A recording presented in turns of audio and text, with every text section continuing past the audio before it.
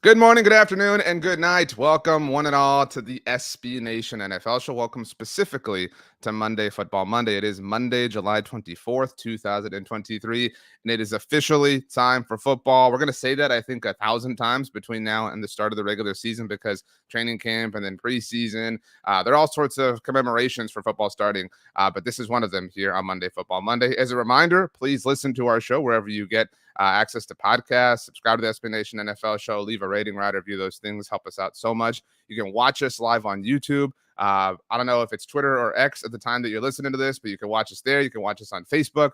Subscribe, like, whatever X is calling it. That fills our heart with joy. A reminder before we go any further that this show is brought to you by our friends at DraftKings. DraftKings Sportsbook is an official sports betting partner of the NFL. Download the DraftKings Sportsbook app today and use code SBNFL for a special offer when you sign up. That is code SBNFL only at DraftKings Sportsbook. My name is RJ Ochoa from SB Nation's Blogging the Boys, where we are covering the 2023 world champion Dallas Cowboys. The fantastic Rachel Prevet is on the ones and twos as always, and we have a very special guest host here today, live from the confines of Orlando. It is the one and only, you read him at SBNation.com, covering, I would say, sports, but it really extends beyond that more often than not. The one and only JP Acosta. JP, thank you so much for sitting in here. Today is the day of initials, RJ, JP. The J is kind of the middle of our Venn diagram. Yes, it is. It is the meeting point for both of us. Thank you guys for having me on. I'm really excited because, football is starting back. It feels like we have had so much time in the offseason to get off so many nonsensical, hilarious, wild takes that now we have not actual, but kind of football being played. So that'll distract us for at least a good couple of weeks. Exactly. We're past the point of having to kind of come up with like silly ways to talk about the NFL. Like now we could just talk about, the NFL, but we're not completely out of the woods. I do want to ask you an NFL related question in a silly way, if you'll allow me. If you had to equate the first three quarterbacks taken to this year's NFL draft, Bryce Young to the Carolina Panthers, CJ Stroud to the Houston Texans, and Anthony Richardson to the Indianapolis Colts. If you had to equate them to the original Pokemon starters, who is Charmander, who is Squirtle, who is Bulbasaur, and why? Oh man, this is a good one on the spot. I think I'm gonna go with Anthony Richardson as Charmander. I Great think selection. the firepower, you see it immediately with Anthony Richardson being 6'4", 245 pounds, and being able to run a 4.4 and throw the ball as far as he can with the touch and the pocket movement that he has. You can see why you can turn him into a potential superstar at the NFL level. But there is sometimes with firepower, there's not a lot of control yet. And Anthony Richardson just doesn't have that kind of control yet. Well done. I think for CJ Stroud, I'm gonna go with Bulbasaur. I'm gonna go I'm Man, gonna go Bulbasaur for CJ Stroud. someone had to be Bulbasaur. I feel really sorry for CJ Stroud I, in that sense. I feel kind of bad because I don't know if it kind of matches up to the level of prospect I thought CJ Stroud was, but he is arguably the safest QB prospect that came out of the draft this past year. When you get Bulbasaur, you know what you're getting. You're not gonna get a bad starter. I don't think it's gonna be one that multiple people choose. They see the firepower and go for that, or they see the cool water tricks with Squirtle, like as in Bryce Young, and they go for that. But Bulbasaur is just as good as in any other right. I think CJ Stroud is just as good as both of those guys. And he's potentially set up for success right away in Houston. And then Bryce Young, I have Squirtle, the cool water stuff. He might be small. He is very small, but he has the ability to create outside of his frame. He has the ability to his pocket awareness and spatial movement is really what kind of stands out. And that's something, with the Bruce Lee quote, be water. You can flow. You can do whatever you can. You can adjust to any situation.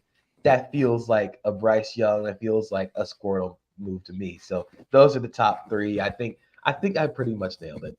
Well done, JP. That was incredible, especially for being on the spot. I would add, some people had said that CJ Stroud had the highest floor. There is a train of logic I'm sure you're well aware of, that Bulbasaur is the best starter to pick if your goal is to beat the game, just because of the first gym that you face.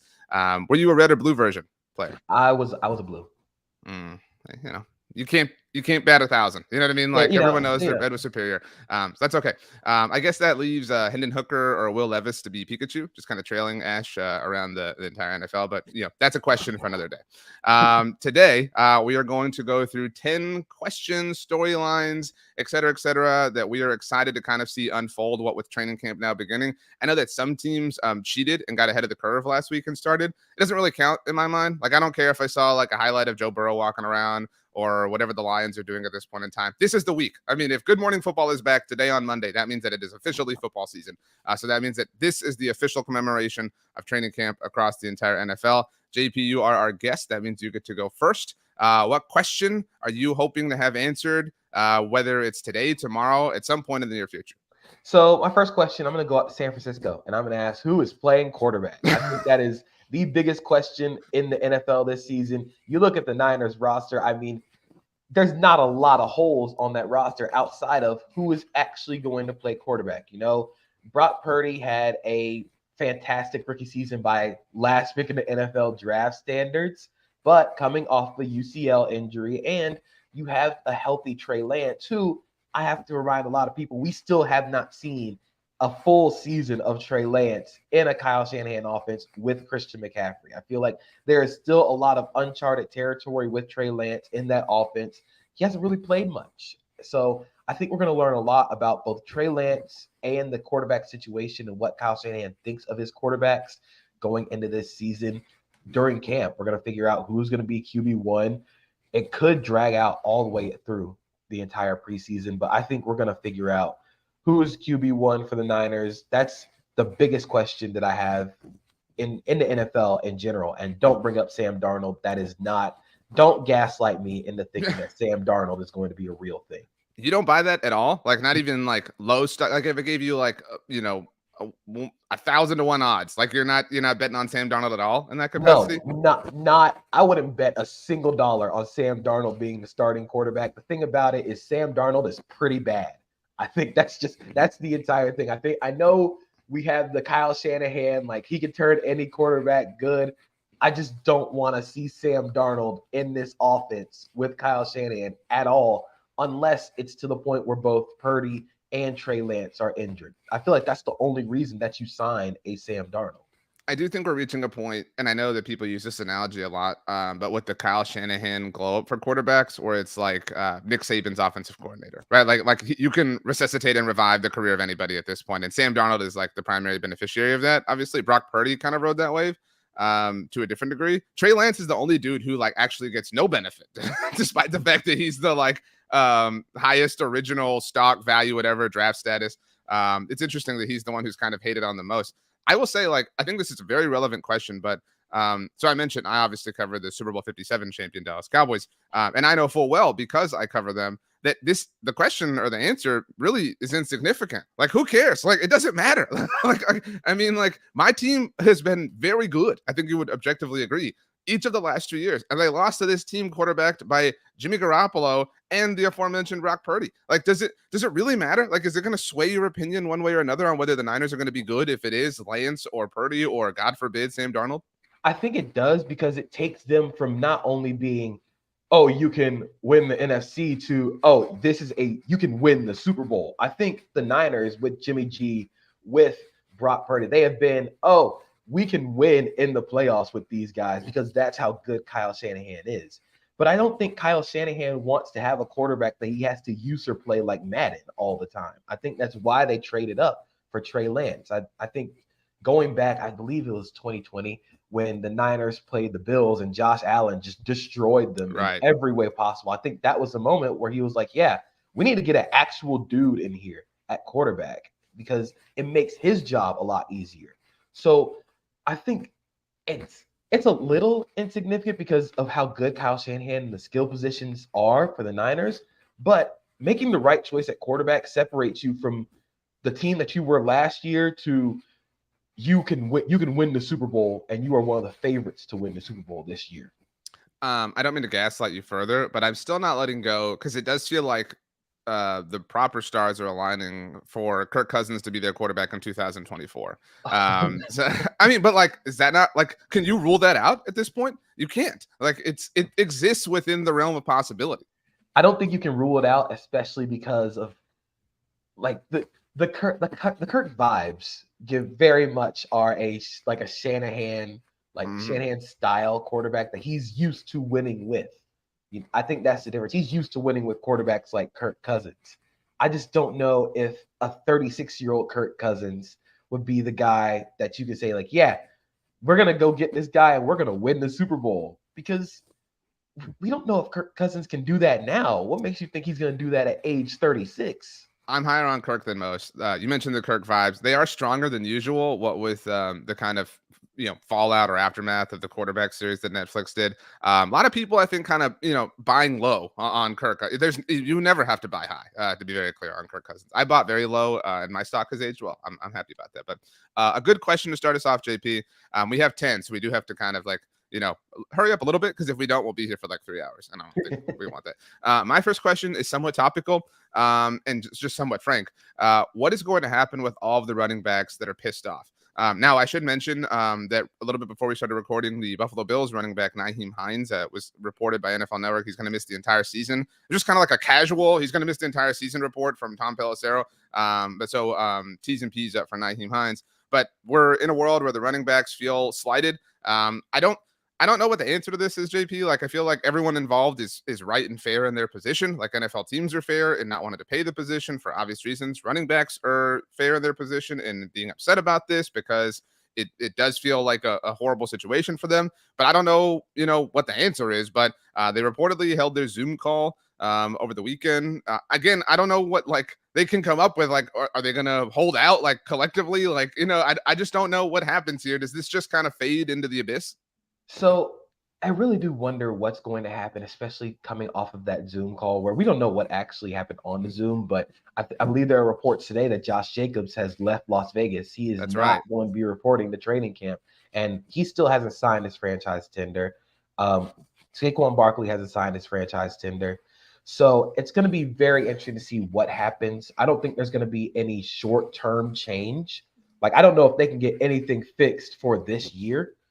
And honestly, until the new CBA comes around in 2030, I don't know how much is going to be changed. I feel like you said, both sides are right, and that's kind of where the problem is. There is no blatantly wrong construction of an argument. I believe that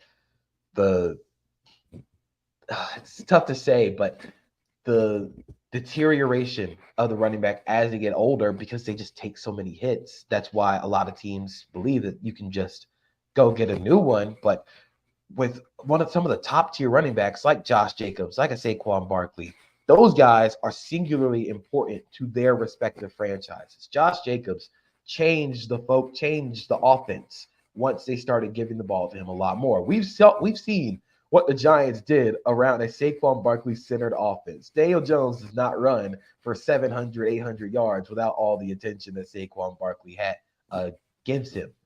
So it's going to be really interesting to see what goes on, what happens in the coming weeks. But I'm just not sure if there's going to be any short-term solution that's going to happen right now. I'm glad you brought up Josh Jacobs reportedly leaving Las Vegas. And again, totally empathize with Jacobs, with Barkley. Tony Pollard of my team was also given the franchise tag. He's the only one who has signed it, so he'll be at training camp. There won't be any drama on that front, at least. But again, if I was advising, like if they came to the RJP firm, right, for advice, for counsel, whatever, I think we would say, dude, you got to sign this tag. Like, there's no guarantee in your future. Like, it's a horrible market. It's horrible for your position. I hate to just kind of say it is what it is, but like, you've got $10 million guaranteed. Like, there's very, very low likelihood that in 2024 you're going to get a contract that averages $10 million a year. There are a handful of running backs who make more than that currently, but I think you and I both agree they're much closer to the end of their current contract situations. Christian McCaffrey, kind of the exception to this whole thing.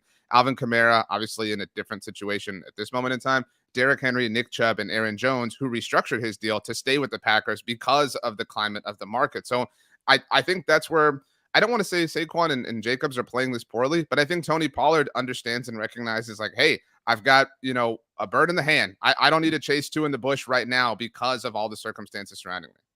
So I think it's interesting, especially when it comes to the franchise tag value, because if you look at what Josh Jacobs and Saquon Barkley did last year, you could say they're worth a lot more than that guaranteed money that's going to come with the franchise tag. However, it's just not going to be like entirely sure that you're going to make that same amount of money going forward. So I think I would say to sign the tag for just this year, because I'm not sure how much is going to change in terms of running back value from this point right now to July 24th, 2024. I'm not sure how much is going to change until, like I said, the new CBA comes around in 2030. JP, if you'll forgive me, I'm going to go again. And Rachel, I'm going to get rid of one of my questions because I'm going to evolve into a new one. So this is the Charmeleon. I forgot the middle Squirtle version. Charmeleon, Ivysaur, and help me out on Squirtles. Wartortle. Thank you I was going to say Wartortle. I should have gone on my instincts. But either way, sticking with that kind of Honolulu blue, this question is about the Detroit Lions. What's going to happen? Are they going to live up to the hype? Kind of really more associated with some breaking news that we have here on Monday Football Monday. Today, JP, new Lions safety, Chauncey Gardner-Johnson suffered a potentially serious non-contact knee injury during practice and had to be carted off of the field without putting pressure on his leg. This was first reported by Dave Burkett, obviously covers the Lions. Now national sources jumping on the news. Chauncey Gardner-Johnson, as Rachel knows, made some headlines last week going after Philadelphia. He's been very vocal this entire offseason. Obviously didn't seemingly get the deal he wanted from the Eagles, went to the Lions in free agency. The Lions have a lot of hype around them. So this question is, I guess, about them now. This is the first kind of real obstacle to face anyone this season. It's only Monday. It's not even 10 a.m. Central. Yeah, I mean, CJ Gardner-Johnson, I think it was an interesting signing, especially because they went out and drafted Brian Branch, who kind of does the similar style of thing to CJ Gardner-Johnson, but I believe he was going to play a lot more deep safety with Brian Branch playing nickel. So I just wonder now, what does that defensive back depth look like for Detroit? I think that was one of their bigger issues last year because they didn't have a lot of bodies back there who were able to play in that style of defense. So I do wonder what that defensive back depth is going to look like. I wonder how the improvement from the second-year players like Aiden Hutchinson is, how is that going to improve their pass rush? I think they still need a lot of they need more juice from that defensive front to help kind of turn up that defense a little bit. But offensively, they should be, once again, a buzzsaw because of how schematically, how teams are playing with lighter boxes, lighter bodies up front. Detroit's going the other way, saying like, okay, you want to play with a bunch of 270, 280-pound guys up front. We're just going to take our 330-pound linemen and lean them on you for the entire game, and we'll get 6 yards a carry.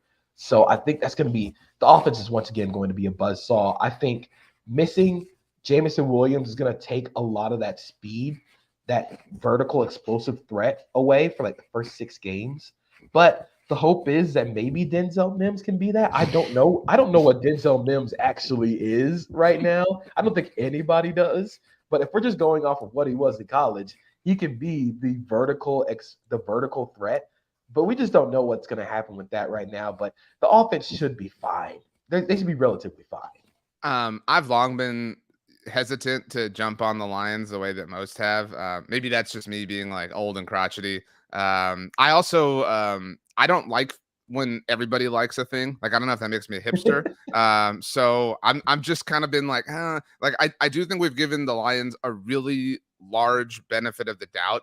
I'm still in a little bit of like prove it to me mode. You know what I mean? And I recognize like they're better than like, the conventional narrative would sort of, suggest. But to your point, they've already like before lunchtime on the East Coast on the first Monday of training camp week, they are down Jameson Williams for 6 games at least. And seemingly Chauncey Gardner-Johnson. And so that is a tough kind of situation to find themselves in. So all the kind of like extracurriculars that they've added, plus they took a running back in the first round of the draft. You know what I mean? Like their stock, I think has taken a bit of a hit. So I'm very interested to see how they survive. I did roll my eyes on Sunday when I got the Bleacher Report notification that Dan Campbell was like doing up downs or whatever it was. Like, I'm sick of that, JP. Like, I don't. Those dumb. up downs are weak. Those are weak up downs. He wasn't even going all the way up. I Nobody know, was going but all the way I'm up. just so tired of it. Like, I'm so tired. Like, we don't have to take the low hanging fruit. Like, pick the other fruit. I'll eat the other fruit, but like, we don't need this low hanging stuff all the time. It's weak to me. But I so want to see Dan Campbell running stadiums. That's a real coach. dude, no, I'm sick of that. Like, Robert Saleh runs stadiums. Like, enough. Like, we don't need this anymore. Like, just do something original, please. All right. I don't need to hear that, iron sharpens iron, and I don't need to see you running up and down or anywhere on stadiums on Earth or Neptune or anywhere. Nothing. No running from any coaches ever. That's my position. Okay, I got that question in just because of the breaking news. Your second question, please, JD. So I'm going to go from one quarterback situation that might actually be for a very good team to a quarterback situation for a team that might not be good, but we don't know. And that is who's going to play quarterback for Tampa Bay. And I think this is a very interesting kind of scenario because if you look at Tampa Bay's roster outside of quarterback in the division that they are in, they can make a run to win this division with the right choice at quarterback. You still have Mike Evans and Chris Godwin. That offensive line is still going through a little bit of a change. I think they're still kind of reeling from the Ali Marpet retirement. Donovan Smith is gone, but he didn't play very good last year. Defensively, they're going to miss Shaq Barrett, who is still recovering from Achilles injury, but they should still be very talented. And I think their choice at quarterback is going to say a lot about what they think of their roster and how they can win in 2023. Dave Canales comes over from Seattle, where, oh my gosh, I can't believe it. Shane Waldron kind of revived Geno Smith's career. So the hope is, with the two quarterbacks that they have there, and Kyle Trask and Baker Mayfield, with Baker Mayfield, you can kind of revive his career into being a league average quarterback. I think Baker Mayfield played his best when he was in that Sean McVay kind of boot action offense where he doesn't have to, A, stand in the pocket because he can't see over the offensive lineman, B, make full field reads. He doesn't have to do that. But I still don't know what Kyle Trask is. Nobody knows what Kyle Trask is. I'm still of the belief that Kyle Trask is an NPC designed to suck for Tom Brady to suck life energy off of so he could play for another 3 years. I don't know what's going to happen at quarterback for Tampa Bay, but whatever they choose, they can still win this division in 2023. I think a lot of attention has gone towards the Panthers. It's gone towards the Falcons. But Tampa Bay, with the right quarterback choice, they can absolutely win this division. The Saints also picked up the early kind of run of attention in free agency with the Derek Carr signing, obviously. I mean, they easily have the best quarterback at the moment in the division, but I mean, that's not saying a ton.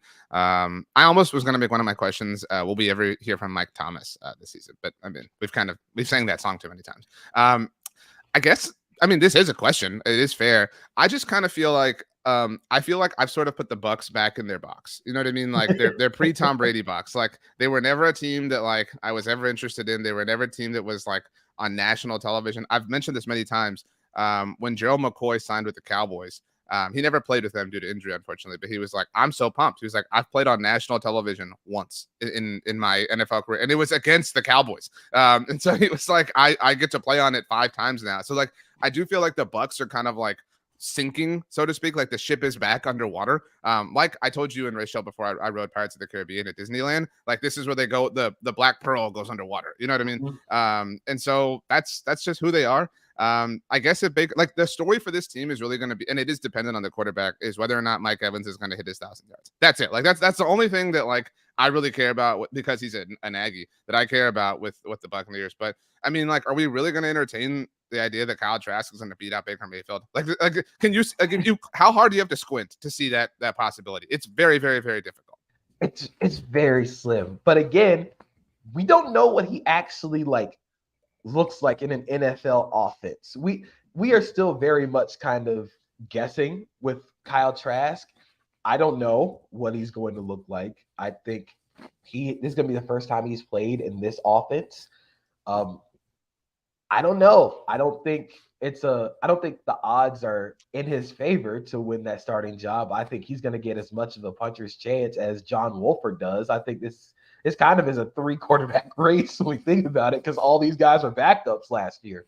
So it's going to be interesting. And I do think whoever they choose is going to be real interesting for that offense, because you look at it, Mike Evans, Chris Godwin, Russell Gage, those are real solid 3 receivers for a quarterback to have. And then you had Cade Otton, who played kind of well last year. Defensively, again, they're going to be very fast, very physical, as Todd Bowles' defenses always are. So I don't know if I'm talking myself into the Bucs right now. I don't think I am, but I'm talking myself into a scenario where, hey, maybe Baker Mayfield gets his swagger back a little bit and they win the division. I don't know. I agree. I mean, they are the reigning division champions, just to be clear. But so, okay, final point on this. I'll ask you this question. The Bucs do not play the Panthers until week 13. That is at Raymond James Stadium. And I say this all the time. Their Twitter, I don't know if it's Twitter handle at this point, but it's at RJ Stadium. So I'm really partial to that. But so that game is there. It's week 13. Will Baker Mayfield be the Bucs starting quarterback for that game? And to be fair, he doesn't have had to have started every game prior. So it's just, will he be the starter that week? And 2, will it be billed as a revenge game? Baker playing the Panthers. Oh my gosh. So I think he's going to be the starter. I don't know how much of a revenge game everybody else is going to think it is, but to Baker Mayfield, that's absolutely going to be a revenge game. That is absolutely going to be, I'm going to show you why you shouldn't have traded me or why you shouldn't have released me. He's going to try and go for 400 yards. He's going to go to Oklahoma Baker Mayfield. He's going to be doing the DX chop across the sidelines. He's absolutely going to think it's a revenge game while 10% of that roster last year actually knew who he was. Well said. Okay. I went 2 in a row last time. Let's get back on our normal pace. So that was your second question. What is your third question, JP? Things you want to have answered this week or in the immediate aftermath? So I'm going to stick with teams who may or may not be good. How much command does Bill O'Brien have over the Patriots offense? I think this is a very intriguing storyline in the AFC because the Patriots defense is stacked. That defense is going to rock this year. But I also think there's a larger point to, there are rumors that Bill Belichick could be entering the hot seat. And while I'm not sure if that's 100% non-crazy talk, but it does seem that it seems like Bill Belichick, the GM, is kind of handicapping Bill Belichick, the head coach. So I wonder how much Bill, the head coach, allows Bill O'Brien to have free reign over an offense that last year was run by the worst offensive coordinator tandem in NFL history.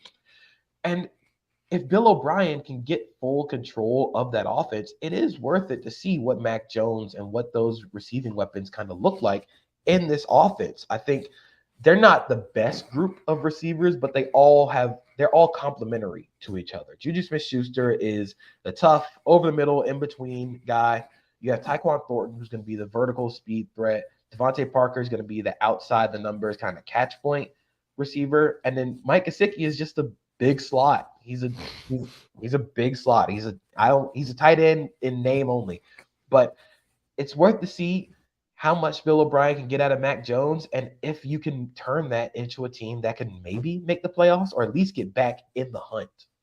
Yeah, I mean, this is obviously sort of like a make or break year if we're doing make or break candidates for Mac Jones, and so it makes sense to kind of put, if you're going to put stock on him or place bets on him, Bill O'Brien is like the Nas for his vehicle this particular season. It's ironic because you're right, Bill Belichick the coach and Bill Belichick the GM have kind of blurred lines as of late. The pioneer for that is Bill O'Brien. You know what I mean? It's kind of ironic that that's the person who's going to save him, but because of that, I've always thought in a football sense, we are a little bit unfair to Bill O'Brien because of how disastrous the front office things were in Houston. But I mean, the offenses in Houston were amazing before everything broke, obviously. I mean, so we don't give him that proper credit. Again, I'm not positioning myself to say I think that the Patriots are going to light the world on fire offensively, but I'm totally with you. It's not inconceivable that they could get their ducks in a row and slug their way to 10 wins. I had to miss last week's episode on short notice, so a big shout out to Jeremy Reisman, Michael Peterson, and Rachel for saving me. My dog ate something, and we had to take him to the vet. Thankfully, he was all right, and Bear's asleep on the couch right now. But a question that they posited that we were going to talk about when I was going to be here came from a follower, Lincoln Cook, who sent me a message on Instagram a few weeks back, Lincoln Scott Cook, and he had asked, A few weeks ago, JP, we did a conversation about who's the most likely to go from worst to first. We do that all the time in the NFL. And he was like, who's a candidate to go from first to worst? And a lot of the low-hanging fruit there is the Vikings or the aforementioned Buccaneers, because they were they were below 500. I think the Bills are kind of, an underdog or, a sleeper in that sense, because we expect the Jets to be, better. The Dolphins have been good. It's just a matter of whether that can kind of stay afloat. And if the Patriots kind of get their way together, then, you could totally, maybe not totally, but it's conceivable that the Bills could regress that far back. And a lot of it is dependent on Bill O'Brien, to your point. This was a good question. Some Bill O'Brien love from JP Acosta here on Monday Football Monday. Who would have thought? Exactly. I think Bill O'Brien, the GM, kind of took out his own kneecaps as a head coach. And I think we also have the 27-0 and losing that game. We kind of have that as our lasting image of Bill O'Brien, the head coach. So it kind of blurs the vision a little bit, but it is worth seeing, like, hey, rookie Mac Jones wasn't that great, and that team made the playoffs. If you can get anything out of Mac Jones to this point, you could talk yourself into this Patriots team being in the playoffs, because that defense is just that good. Okay, well said. This is our fifth question. No, sixth, I think. So I'm going to go ahead and ask it. It's really simple. It's plain, and it's wide ranging, so you can take any direction that you want. Who will be the first person to get dragged online? That's my question. Like you mentioned the kneecaps thing. Some people drag Dan Campbell for that. So like, who will be the first person to say something silly, something corny, whatever, and just get like completely and totally roasted, whether it's a coach saying something ridiculous or a player, maybe it's a running back, you know what I mean? Like a take on running backs and contracts or whatever. Who's the first person? Who's your prediction? So I would say we kind of had that with Le'Veon Bell comparing the running back situation to A Bug's Life, but we also had Miles Sanders calling Andy Dalton a Hall of Famer. Like that was up there, with this too. Underrated portion of what happened before training camp. But I think my pick is insert anybody from the Jets. I think that's just going to be the first person to get dragged. There is far too many people that nobody likes on that team in terms of like the national view of them. You have Aaron Rodgers, who has the potential to say anything that might potentially get him dragged for like a month on Twitter. Zach Wilson, who I don't know if anybody on his team likes him, let alone like anybody outside of his team. And then you have Nathaniel Hackett, who I don't know what he actually does for the Jets right now. I think there were quotes from Alan Lazard saying like, yeah, this is the Aaron Rodgers offense. So I'm kind of like, what does Nathaniel Hackett do? Is he just there to like make Chewbacca sounds to like get Aaron Rodgers to like laugh during meetings or something? Like he's like the school delinquent that's only in every class for like the high school like king to like get to make fun of or laugh at. Anybody from the Jets is just going to be very, very easy to make fun of, especially because they're going to have Hard Knocks. And initially they were against Hard Knocks, but Robert Saleh wore a T-shirt that said "I heart Hard Knocks" or HK on it. I think it's just going to be very, very weird for the Jets this season because there's so many combustible elements right now that this could either like they could win the division and make a deep playoff run, or this just completely falls apart and Aaron Rodgers is hosting Jeopardy next year. Yeah, I mean, combustible elements in like a combustible organization. It's not like when Tom Brady joined the Bucks and it was like, they didn't have like this track record of like, ridiculousness. You know what I mean? This is Nirvana for that. So that's a great pick. My first pick is somewhat related. I was gonna say somebody on the Green Bay Packers for some sort of like Jordan Love, like, I always think of, have you seen the movie Troy with Brad Pitt? Yeah. After spoiler alert, I think the movie is like 20 years old at this point. When Achilles' cousin impersonates him and he goes and fights and he dies, Eric Bana's character kills him. And then they're telling Achilles and he's all pissed off. He's like, what, my cousin's dead? This sucks, right? And they're like, he wore your armor. He moved just like you. I always like think of that line. And so couldn't you see somebody being like Jordan Love? He moves just like Aaron Rodgers, like, and that would get dragged for similar reasons. Like it would be ridiculous. Like, couldn't you see like Matt LaFleur being like, I looked up and I thought it was 12 back there for a second, just something stupid like that. And like it taking off. That was my first suggestion. My second is somebody connected to the Rams suggesting that they're back or equating their like, what do they have, like 40 rookies on their team, equating their young nucleus to like insert, past previous NFL dynasty, like, man, I don't know, I've got some 90s Cowboys vibes with all the rookies around here. Something like that. Those are my two candidates for people to get drafted. I think the Rams one is funny, mainly because the Rams are probably going to be very bad. They're going to be terrible. So yeah, having someone before the season say like, "Yeah, we're back.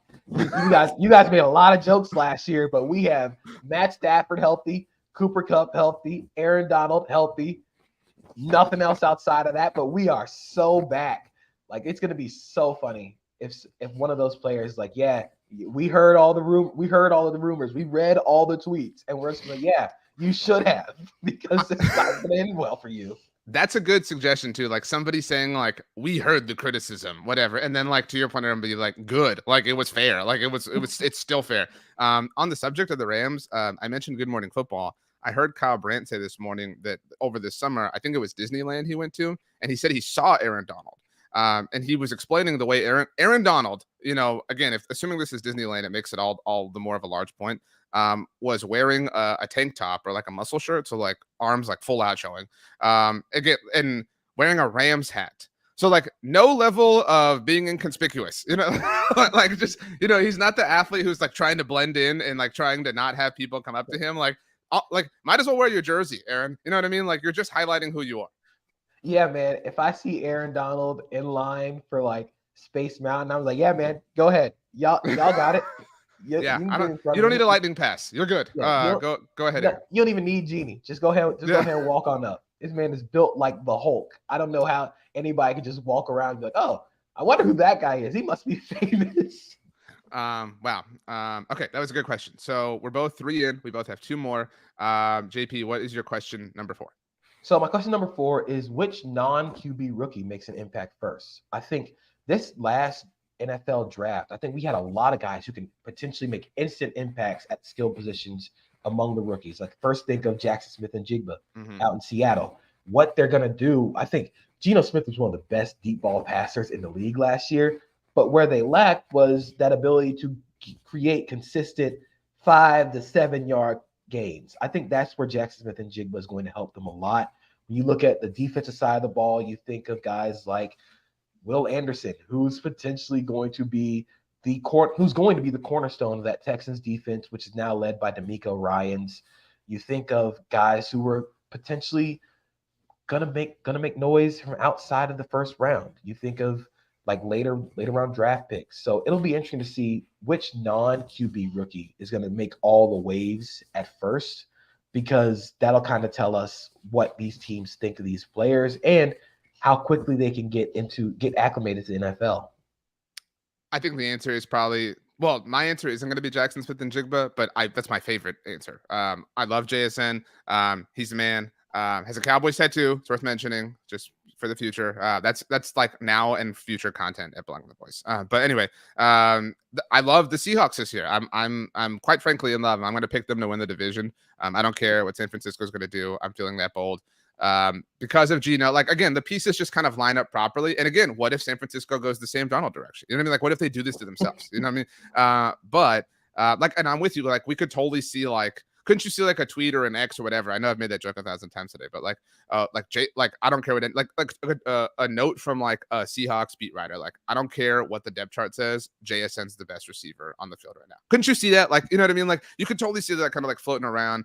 And so like, and I think oftentimes this question lends to like what impact, you know, rookie landed on a contending team, you know? So like, because, you know, with the pick that Seattle took JSN with, like, you know, they're a playoff team. They're right there. They're already very good. He's already in an offense that, you know, just is kind of like a JSN away from being all the more great.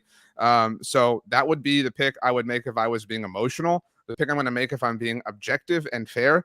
And you didn't define impact, but I think the non-quarterback rookie whose name is going to be like the most known as training camp begins is maybe the one who's already the most known, and it's Bijan Robinson. I mean, that's the lowest of low-hanging fruit. We're also approaching like fantasy, you know, mock, you know, season extraordinaire. Like, there's going to be all sorts of Bijan takes. So he benefits from the fantasy bump in terms of attention. he benefits from the current running back discussion bump in that like he's making the most cash this year of any running back, and he's the example of like just draft one in the first round, whatever. He went to the University of Texas. He's a household name. He's a super charming, personable personality. Like it all just kind of the spotlight of the, and we're talking about who's going to win the NFC South. Could you not just see like them riding Bijan to like 350 carries and 1,900 yards and the Falcons winning it?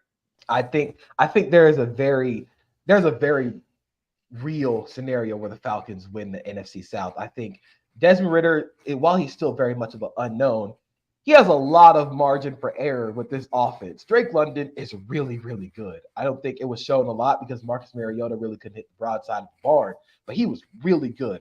Kyle Pitts, as much as people like have oddly decided to hate on Kyle Pitts, he broke the rookie tight end receiving record like year one. He's still a very good receiver. Bijan Robinson, it's been so funny how they've kind of, I don't want to say they running back washed him, but they're calling him offensive weapon, which is now like the in vogue thing to avoid calling him a running back. You just slap offensive weapon on him and you just go about the day. But I do think they're going to use him out wide. They're going to use him in the slot. They're going to use him in the backfield. And with that rushing attack of Tyler Algier, Bijan Robinson, Cordell Patterson, Desmond Ridder doesn't have to do much. As long as he can keep the wheel steady for this offense, I could see them riding that to a division championship. Totally. I also forgot, by the way, like along all the like your points are way more substantial, but the like extracurricular like orbits around Bijan, he's wearing number 7. So he's like the Falcons number 7. You know what I mean? Like he has all of the juice going his way. The more and more I talk myself into it, the more it just makes more sense to me. I don't want to give Madden any love because I'm really down on them and the way they make their game, but we are kind of at their mercy as consumers. And so my cousin and I have for like 13 years, whatever it is now, we've done a connected franchise. And I would have been the Falcons this year, except I'm going to be the Seahawks because I love JSN that much. So they were that close to me. So great prompt right there from you. Are you ready for my 4th question? Ready. You did a non-quarterback. I'm going to do a non-NFL thing. So I mentioned it. You cover the NFL for SB Nation, but often dip your toe into other waters. So I'm going to ask you to do that here. What non-NFL thing will command attention during training camp for a brief moment? There will be like one moment in time where something in the sports world, captivates us for a brief second, and the NFL will get pissed off and announce like 100 new primetime games and take the spotlight right back. But what will that thing be? So I have a couple, and one I think is more likely than the other. But I have one answer, so I'm curious if mine's really easy, but you might have it too. So my first one is Damian Lillard gets traded. I think that is the one, like, I think that's the one American sport that can legitimately, well, there's another one maybe that possibly could have an effect, but Damian Lillard getting traded would pause all of the NFL news cycle for a day. I think the next one, or the next two that I have, are kind of like, they're kind of far-fetched, but if they happen, they could probably like shut down like all of the NFL news cycle. The first one is, what if Shohei gets traded? That was mine. If Shohei gets traded during training camp, like everything is done. Like we're stopping talking about the NFL right now. Like that's very clear. And then my last one is, this is more international, but if Kylian Mbappe, like, it's a great call too. If he gets transferred, like right now to Real Madrid, then he's probably going to command a lot of that news attention for at least a few hours. I think you ordered these correctly. Because I think the Shohei one is the biggest, but I think the Dame one would command the most, like NFL Twitter or NFL X. Again, that's like the 9th time I made that joke. So the 10th time will literally be X. Wow. So I'm excited for the next one. But the Dame one, like that's the most, like the biggest crossover I think exists between NFL and NBA fans as opposed to NFL and MLB. So yeah, and I think the Dame one would be somewhat contingent upon where it was. Like if it was something strange, maybe it would be this kind of like, air out of the balloon type thing. And I guess that goes for Shohei too. Like if Shohei got traded to like the Yankees or something, that would, be the juice we needed for a conversation. But yeah, I think those are great. The Mbappe one, you're right. Maybe not the most American attention, but I think there would be like the general sports talk, like segment, like, okay, we're going to do soccer talk for 15 minutes. This guy Mbappe got traded. And then, So it would have attention in a similar way. They'd be like, we're going to stop talking about Myles Garrett's Defensive Player of the Year odds for just 15 minutes to talk about Kylian Mbappe. So that was a great job by you. Wow. And you took mine. Mine was Shohei. So very, very well done, JP. See, I thought of Shohei like in the middle of talking about Dame and like, oh, this one actually makes a lot of sense. What's the like pinnacle of it then? Like, because so Dame is your answer, but Dame to what? Miami?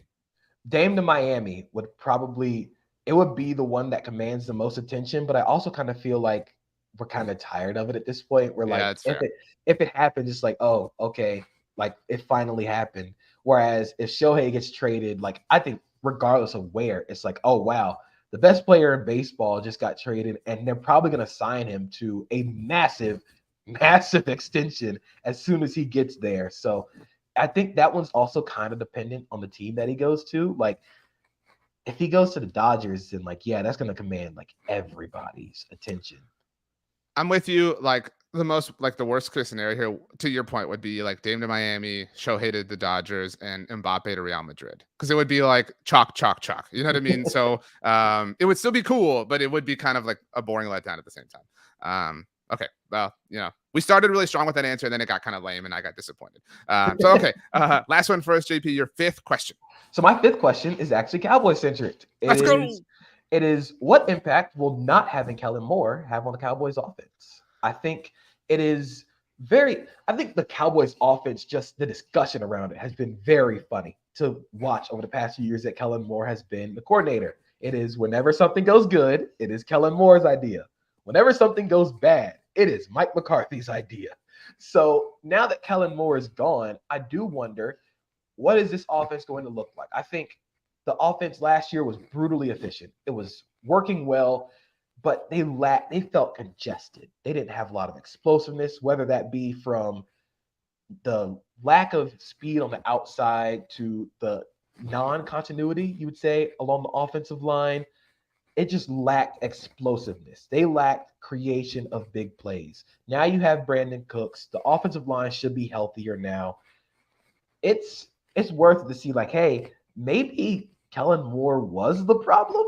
Like, I don't know how much faith I'm putting in a Mike McCarthy, Brian Schottenheimer offense, but if it's anything like the last time that Mike McCarthy commanded an offense, Aaron Rodgers threw the ball a lot, and he threw the ball often. So we're going to see very quickly how much the change is going to both affect the offense and how successful this offense is going to be, because the Cowboys, like, we get tired. I think non-Cowboys fans get tired of hearing like, oh, this is the year for the Cowboys, but this might actually be the year because the defense is going to rock once again. You have all the talent in the world offensively. Why not now? Like, it's got to be now.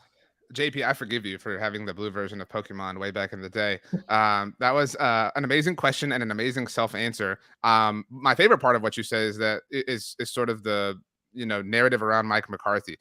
Something I say often is that Mike McCarthy's biggest sin, granted he's had his flaws, is that he lost a PR battle to Aaron Rodgers. Like nothing that Mike McCarthy has ever done in his life is like worthy of credit, right? Like nobody is willing to give him credit for anything, whether it was with the Packers or with the Cowboys. And he does things sometimes, on his own accord that like lead to like furtherness into the meme. Like when he like lied about watching all the film, you know what I mean? Like people just like take that stuff and kind of apply it to him. And to this offseason's point, he said at the NFL Combine, he said, we want to run the ball. That's the only thing anybody heard Mike McCarthy say all offseason, despite the fact that literally 1 week later, they cut Zeke and traded for Brandon Cooks. But he wants to run the ball. Like, you know what I mean? Like totally. Like, let's just lean on that. I don't know. I mean, I was a fan of retaining Kellen Moore. I understand the need to kind of move on. I also, like, I don't know if this is the year. Like, believe me, I've said that more than anybody. But if the Cowboys had gone the entire Mike McCarthy era without seeing him call plays offensively, the dude who won a Super Bowl doing that would have been a failure. Like that would have been dumb. And so, like, at the very least, we're going to learn. We're going to have an answer. Like, I hate to say this as like a focus group, but that's kind of what it is in some respects. And so I'm grateful for that. It's worth mentioning that the Cowboys have not had Kellen Moore in their building since 2014. He's been on the team in some capacity, whether as a player, initially as the quarterback's coach, and then as the offensive coordinator. And there were a lot of people who were upset. Oh, Kellen's gone. He was Dak's guy. Oh, no, Doug Nussmeier's gone. He was Dak's guy. I'm Dak's guy. I love Dak. I'm a Dak guy, but I'm kind of the position like, you know what? Let's ruffle Dak a little bit. Like, you know what I mean? Like, maybe we can't just give Dak all of his guys all of the time. And I think Mike McCarthy's the only dude associated with the team who's willing to kind of ruffle anything. I think that's kind of a kick in the pants that a lot of people within the organization have needed on some levels. And I'm excited to watch his offense. I mean, people act like, oh, he's going to run the ball. This is going to be like Army Navy. Like, do we not have like 15 years of Mike McCarthy history as a play caller, as a West Coast offense? Like, we know what this is going to be. I mean, I don't know if it'll be that successful, but that's what they're going to be in theory. Yeah, I mean, the whole reason Mike McCarthy left Green Bay or was fired in Green Bay is because Aaron Rodgers threw the ball far too much and it just didn't work. So I do wonder what is this offense going to look like with Mike McCarthy as the play caller, as the one calling the shots? You know, I think like you said, he does kind of self-inflict these wounds. I think the whole going to PFF and like locking himself in the basement, that is very much a self-inflicted wound. He was hoisted by his own petard there. But I do think that this offense needed something different. They needed a different voice. You know, I think we've seen what the Cowboys offense looked like with Kellen Moore. We've seen the pitfalls of it. You couldn't go on another year without like changing it up a little bit, especially now with Dak getting older. And like you said, I think Dak's really good. I don't think he needs all of his guys to be really good. I think he can be good by himself. So it is going to be worth seeing how much this offense changes. What will be different? Will this offense be less congested? Will there be more of an emphasis on the short passing? Will there be more of an emphasis on running the ball? We haven't seen Mike McCarthy call plays in a minute, so it's going to be fun to see. It's been 5 years. It was 2018 because he was fired that season. He missed all of 19 and then came back and obviously had Kellen Moore. Actually, this morning I saw a tweet from the great Bob Sturm. I'm not going to make the reference because I want to save my 10th one for the end of the show. He referred to the Kellen Moore offense as trying everything and leaning into nothing. So I'm excited to see like what is the thing you lean into. What's your forte? So great final question from you, JP. It's time for my final one. Kind of a lame one, but you know it's a soft ending, soft landing. And you mentioned it earlier, but my question is, will Hard Knocks actually rule? I'm really excited about Hard Knocks. I feel like the Football Collective, we got what we wanted in that the Jets are the Hard Knocks team. Like I know there were other eligible ones, but we were like, no, like we don't want it. We don't need it. You mentioned Robert Saleh kind of leaning into it finally. Will it like, and by rule, I mean, will it be entertaining? I think it will be. Like I think, you know, it might be hokey and silly, but I think it will be entertaining more so than any other team has been in recent. Like I know the Lions were fun, but like again, miss me with like I just did not enjoy it. I want to be entertained. I want some drama. That's what HBO is. I want box office drama. See, I'm of the belief that this is going to be entertaining, but for all the wrong reasons. I think this is going to be a hilarious dumpster fire because everybody hates Hard Knocks. I don't think anybody on the Jets roster actually wants Hard Knocks to be around. And so I'm just thinking of like Aaron Rodgers just hiding from the camera every chance that he gets, or like shoving the camera away like he's like some disgruntled lawyer leaving the courtroom. I do think it'll be entertaining to get more of Quinnen and Quincy Williams. So I think that's going to be really cool. Quincy Williams is on the Jaguars for a minute. He is a Jets linebacker who is one of the best formed tacklers in the NFL. That's a very niche football guy thing, but he is absolutely awesome as a tackler. And Quinnen Williams is one of the best defensive tackles in the league. They're brothers. So getting more to see more of that is going to be really fun. I'm excited, but I also think like there is very quick potential for this to turn into a dumpster fire, and we all like dumpster fires. So that's what I'm saying. This is exactly what I'm saying. Like I just entertain me. I don't care how that happens, but for 1 hour every Tuesday night for 5 weeks, entertain me. That's all I ask. And I feel like that's a very simple request. Okay. So great job, you. Great job, us. Rachel, if you could please join us. JP, you know that we always hand out the MF Double MVP, the person who had the best performance on the episode. Rachel is going to tell us her favorite things that you said, favorite things that I said, and then, of course, decide which one of us is better than the other by handing out the award. Also wanted to throw out there one that I kind of have on my own. Of course. Just something that I think everybody's going to be paying attention to is the Washington Commanders because they have so much going on. So like a vibe check with them under, you know, new ownership, trying to pay attention to what's going to happen with Chase Young, Ron Rivera, like it's a prove it season for him. And so just kind of like a vibe check for the Commanders overall. But all like looking at all of the ones from today, my favorite from RJ was definitely probably between the CJ Gardner Johnson one because it was timely. And I also really liked the one that you brought up about the non-NFL thing. I thought that one was fun. It was different. And of course, he started strong with the running backs. I thought that was pretty strong as well. JP, all of yours were heavy hitters in my opinion. Every single one of them was top notch. And like RJ already said, like the answer that you had about the non-NFL things, that one was very on point. And so shout out to you for that. But I think every single one that you did was phenomenal. And so today was pretty easy. I'm gonna give it to JP. That's right. First time MVP. Sorry, I don't have a speech prepared or anything. This is kind of a surprise. Oh man. Shout out to moms. I feel like Kevin Durant, Yep. You're the real MVP. But thank you. This was a lot of fun. There's a lot of fun coming up with the questions and being able to kind of riff off of RJ's questions as well. I'm happy for you, JP. Congratulations to you and your mom. I do feel like this was a little, at least in her words, a little too easy for Rachel. Like that hurts my heart a little bit. Sorry. Like again, like the framing of that was like, and I agree with her, but JP, every one of yours was phenomenal. Like RJ, you had some that sucked. RJ, you had some that were terrible. They were just not as strong.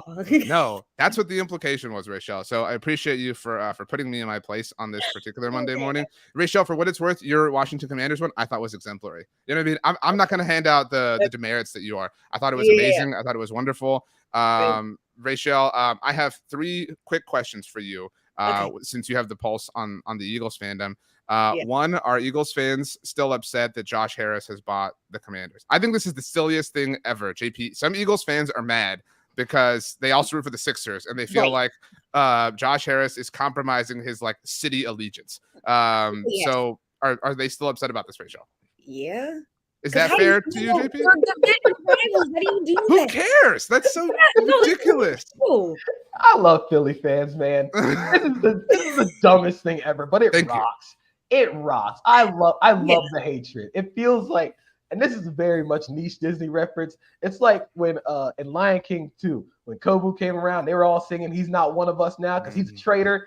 This is exactly what it's gonna be like. They're gonna have Josh Harris. They're gonna show him in on one of the games, and he's absolutely gonna get destroyed with boos, and it's gonna be the funniest thing ever. Yeah.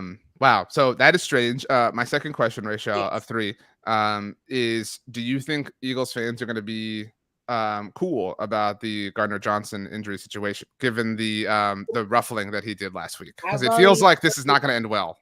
I've already heard seen a lot of tweets and just comments. People are like, I mean, of course, people don't want to see him get injured, but it's like karma. That's what you get, which is terrible, but I've already seen it. So, yes. Going to be a lot of that RIP Bozo meme. Yes. Wow. Tough times for Chauncey Gardner Johnson. I forgot what my third question was, Rachel. If I'm being, actually, I remember now. Where does Dame get traded if he gets traded? I don't know. You guys said you want to see him in Miami, or you don't want to see him. That just feels the most logical at this point. I want to see him in Miami as a Miami Heat fan. I need him in Miami. I'm independent. I'm a Spurs fan. I've got Wemby. I'm good. Like I really don't care about all this drama and silly stuff. But what's your prediction? Like what would you bet money on? I think I could see Miami. Why not? I'll go with that one too. I don't have anything else on top of my head. You should tweet it or exit. Boom. That was the there we go. There's wow. Well, congratulations to you, JP, on the MF double MVP.